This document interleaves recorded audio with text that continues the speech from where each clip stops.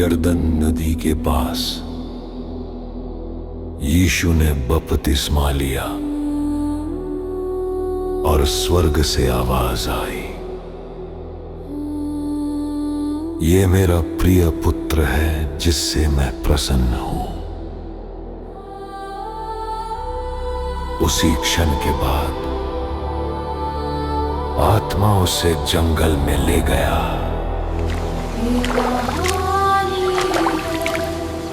यीशु की परीक्षा की। जब शैतान सामने आया,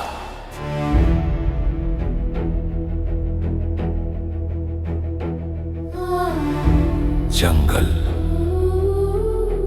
जहां ना भीड़ थी, ना भोजन, ना सहारा। 40 दिन 40 रात यीशु ने कुछ नहीं खाया। वो भूखा था पर कमजोर नहीं।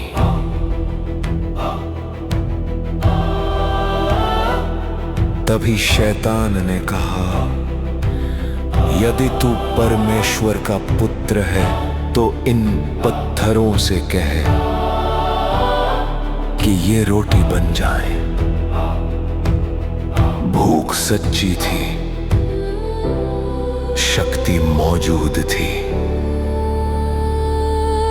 यीशु ने कहा, लिखा है, मनुष्य केवल रोटी से नहीं परंतु हर एक वचन से जो परमेश्वर के मुख से निकलता है जीवित रहेगा।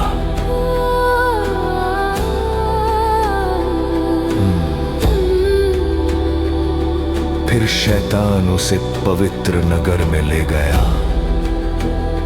मंदिर की छत पर खड़ा किया और कहा, यदि तू परमेश्वर का पुत्र है तो नीचे कूद जा, क्योंकि लिखा है वो अपने दूतों को तेरे लिए आज्ञा देगा।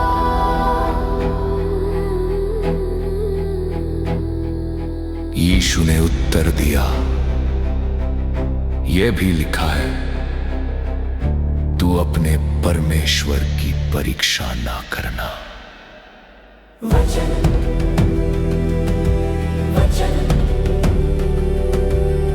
फिर शैतान उसे एक बहुत ऊंचे पहाड़ पर ले गया और संसार के सारे राज्य और उनकी महिमा दिखाई और कहा, यदि तू मुझे दंडवत करे तो ये सब मैं तुझे दे दूंगा। यीशु ने उससे कहा, दूर हो जा शैतान,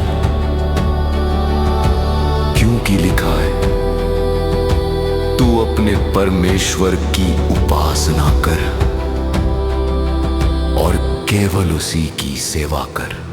शैतान हार गया, वचन स्थिर रहा।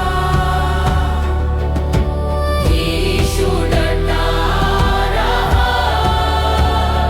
तब शैतान उसे छोड़कर चला गया और स्वर्गदूत आए और उन्होंने यीशु की सेवा की।